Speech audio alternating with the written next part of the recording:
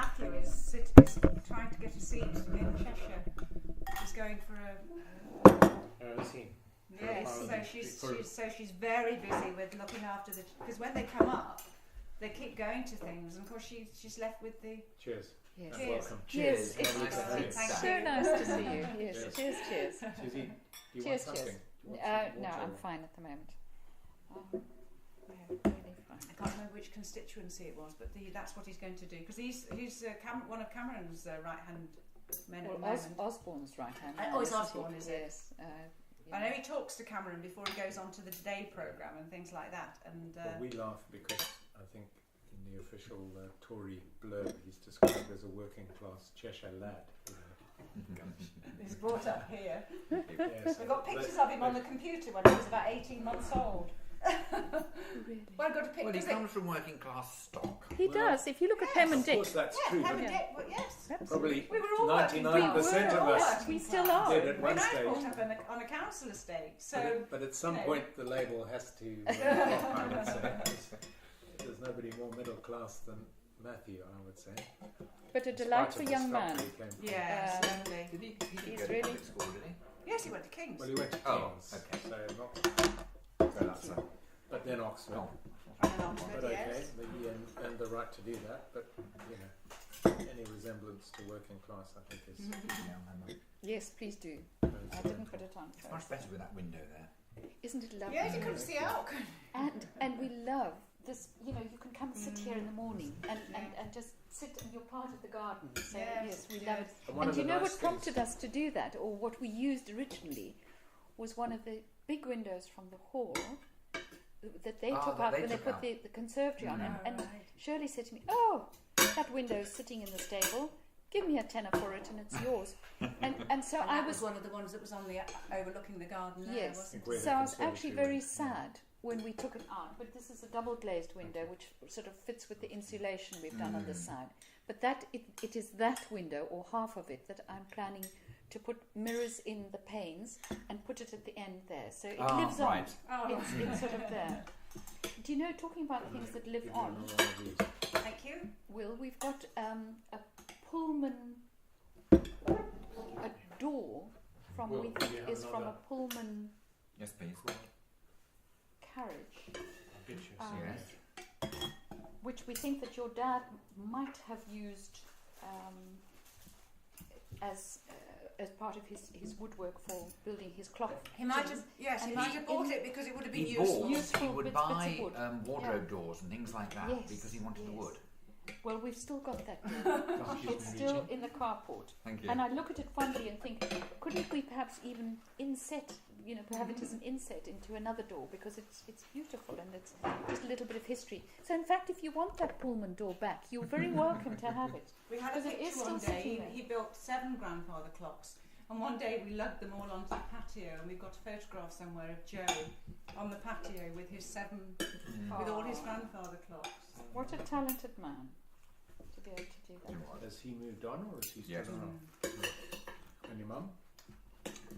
My father died in 1990. He's 86. He was born in 1904.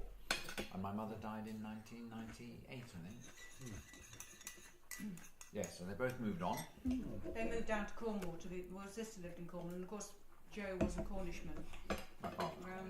I can get you a side plate, I'm sorry, I haven't put this. So they went back to be near to Linda. And your parents? I only had my mother. She died. She died over 20 years ago, actually. She thought she was absolutely horrified when we came here.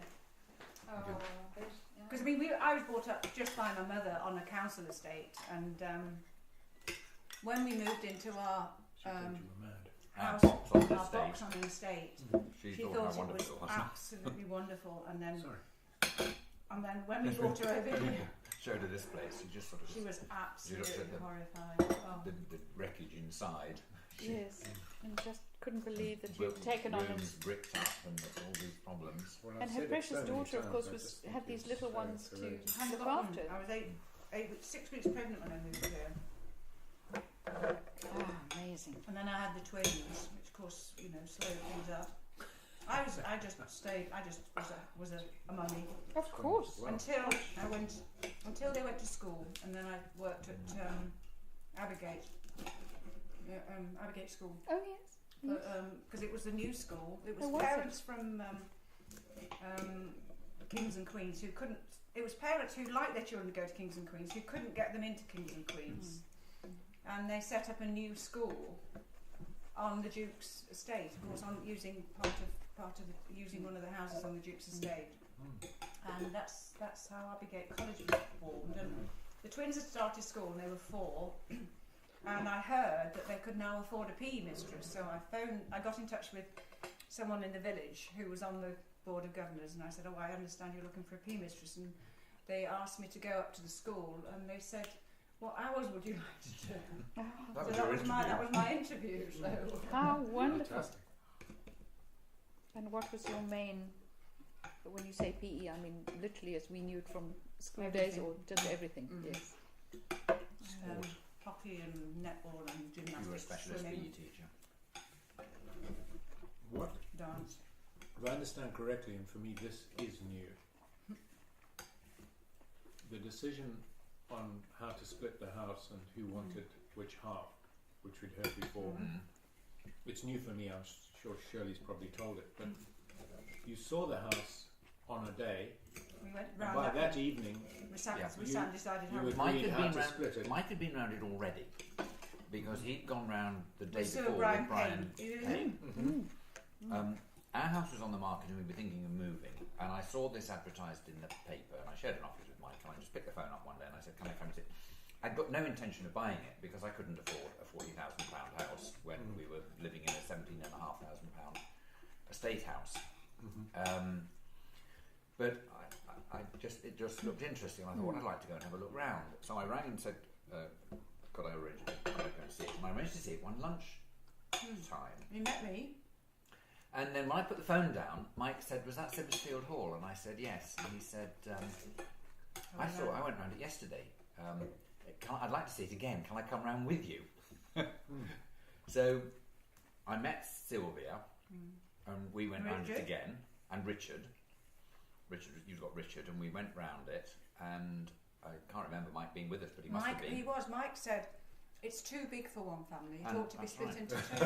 And that was evening an they came. understatement, That wasn't evening they came to our house, and we'd got the sales particulars, we went to and their we'd been. We went to them. And we've got the sales particulars with the dimensions of the rooms in, and we tried sketched it from all out. memory, tried to sketch out You the layout of can the whole imagine trying to house. remember what it was like. oh wow, Having been round it once, there was and all sorts of funny things. And it was all one big building. Of course, you could get from one to the other. Yeah. There was a lift in their part.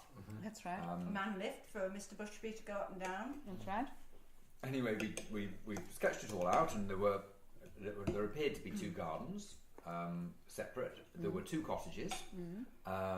The house itself seemed to have 2 separate entrances, 2 separate staircases. You know, it all seemed to sort of go together to split quite well. So anyway, we sketched it out, and we thought, well, this is where it's got to split. This is the obvious place.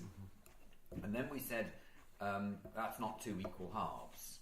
Roughly, how do you think we'd divide it? And we said, well, let's divide it 22 and a half, 17 and a half. That seems fair. And then we said, right, Who's going to have now what? who's going to have which half? That would work. And we argued, and we ended up, we discussed, and we ended up with So what you we did. compromised, so if you will. you and Shirley compromised. I think is what I now understand. Yeah. Well, I always have to compromise with Sylvia. So I think I was frightened to death of the main house. but I think I just could. I think we got the best half, actually. I wouldn't have said equally that Shirley always had to compromise with Mike, but maybe she did. Shirley normally gets her way, doesn't she? Can I have a roll, Sue, please? Yeah, sure. I think, But- well, but you know, you it's took interesting all- because But in 12 hours of seeing it, so interesting. We to you'd just make agreed all of this this and lovely. decided to make an offer. And we put it Put was it on on the for the sale next for day. 40,000. The person who'd sold it to us was a property developer. Richard knows all that. Yes. He'd only had it. It turned A out he month had it or for 10. something. Yeah, I think he'd actually owned it for 10 days when it finally came to us. But I spoke to my solicitor and said we wanted to split it in we wanted two separate titles. We wanted to be able to do it so that either of us could sell if necessary in the future. And he said, well, we'll have one exchange of contracts and then we can separate it between exchange and completion. And he worked out how to do it. So Mike was happy to go with my family solicitor, so we used him. He was based in Worthing, but he said it doesn't matter where he's based. Soon after the process started, I don't know if you knew this, we had a call from the agent saying he'd been instructed to issue a second contract. That it was bad practice, but he'd been instructed to do it. And whoever exchanged first would get it. We weren't gazumped, it was the same price. Yeah. And I asked, so it was a race. It was a contract race, and I asked him who we were up against, and I don't know why I asked the question. And he told me, he said, so and so, the solicitor. So I thought, right, I'm in a contract race with a solicitor. Tough call. And so I spoke to my solicitor, and I said, have you got the contract yet? And he said, yes. I said, well, can I sign it, and can you exchange it immediately? I have to advise you. He said, no. He said, I haven't had the searches back yet, and I've got this to do and that to do. Oh, yes. And I must advise you. So I said, well, but we could go ahead without all those things, couldn't we? I can just send it in. At your risk. And yes. He said, I must advise. He said, I must strongly recommend that you not do that. And I must advise you that you don't do that. And here am I, 28-year-old, not much experience. And I said... Which was a help in this case. Well, I said, what can I'm the possibly client. go wrong? No, I said, I'm the client, aren't I? You're acting...